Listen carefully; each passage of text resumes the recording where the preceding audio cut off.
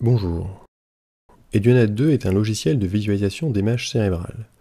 Edionaut 2 est la version 2 du logiciel Edionatomist et nous allons voir ici comment l'utiliser. Il est possible de visualiser dans Edionaut 2 des images anatomiques. Pour cela, on clique sur Image anatomique et on choisit l'image anatomique qui nous intéresse. Une image anatomique, ça va être une image de l'anatomie du cerveau. Première chose qu'on peut faire, c'est régler le contraste et la luminosité afin d'avoir une image avec une qualité qui nous convienne.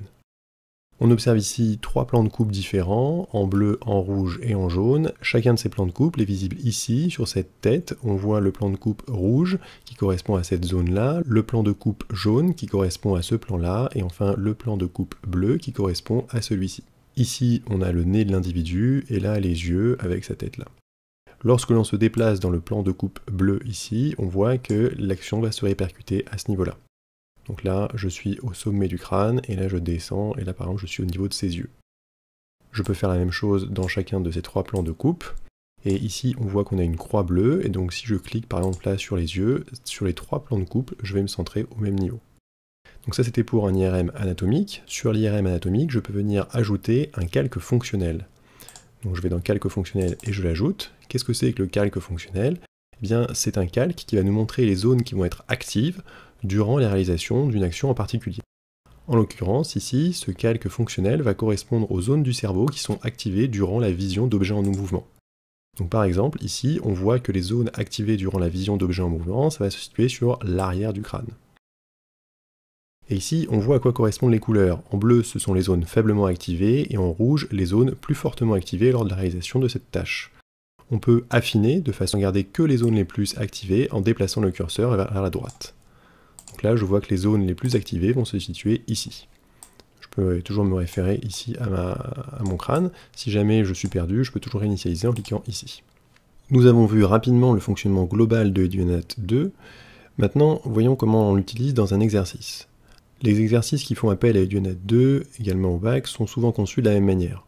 On va considérer un individu qui a eu un AVC et qui est par exemple dans le coma, et on se demande s'il pourra toujours réaliser telle ou telle action, par exemple utiliser la main droite. Donc pour cela, ce qu'il va falloir faire, c'est faire une IRM anatomique de l'individu ayant subi l'AVC, ce qui va nous permettre de localiser la lésion. À la suite de ça, on va pouvoir faire une IRM fonctionnelle d'un sujet sain qui réalise l'action, en l'occurrence ici, utiliser la main droite. Et on va pouvoir voir si les zones du cerveau qui sont utilisées pour réaliser cette action, elles correspondent à la zone de la lésion de l'individu. Donc concrètement, si on essaye de voir ce que ça donne dans Edionaut 2, j'ouvre d'abord l'IRM anatomique de la personne qui a eu l'AVC, donc par exemple on va dire que c'est celui-ci, et là je cherche à voir où est la lésion. Donc j'ajuste éventuellement la luminosité et le contraste, et là ce qu'on voit c'est que manifestement cette zone est complètement différente des autres, et c'est ça en fait qui correspond à la lésion. Donc là, j'ai localisé la lésion sur les IRM anatomiques, je peux les voir également sur les autres coupes, mais elles sont assez pixelisées, donc ça va être difficile de vraiment les exploiter. Alors maintenant, ce qu'il faut, c'est présenter ces résultats. Pour présenter ces résultats, je vais faire une capture d'écran de tout ça. Alors éventuellement, je clique ici, ce qui va capturer l'ensemble, ou alors je peux utiliser l'outil capture. Donc là, j'utilise le logiciel outil capture qu'on va retrouver présent sur les ordinateurs avec Windows. Alors j'appuie sur nouveau et je définis ma capture. Là, en l'occurrence, je n'utilise que cette coupe-là, vu que les autres sont de mauvaise qualité, mais éventuellement, ça pourrait servir de prendre les autres. Alors, une fois que j'ai fait ça, je vais pouvoir le légender, par exemple dans un logiciel comme Impress ou PowerPoint. La légende. Le titre. Et voilà, donc une fois qu'on a titré, légendé, après, éventuellement, tout ça, on peut l'insérer dans un document texte, ou alors finir de travailler dans Impress ou PowerPoint.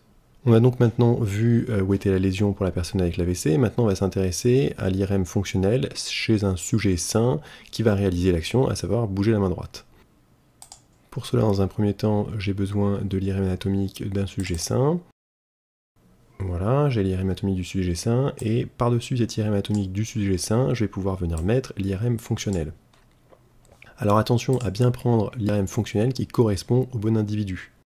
Ici, ce qui m'intéresse, c'est la main droite, donc j'ai l'IRM fonctionnel là-dessus, et je vais chercher la zone la plus activée. Alors la zone la plus activée ici en rouge, je peux enlever les zones un peu moins activées en déplaçant le curseur vers la droite, pour bien me centrer sur la zone la plus activée. Donc là, ici, voilà, j'obtiens la zone activée, on la voit sur les 3 coupes. Je vais pouvoir reprendre outil capture pour de nouveau faire une capture d'écran, donc par exemple, je peux reprendre cette zone ici, De nouveau, dans Impress, je vais pouvoir la légender.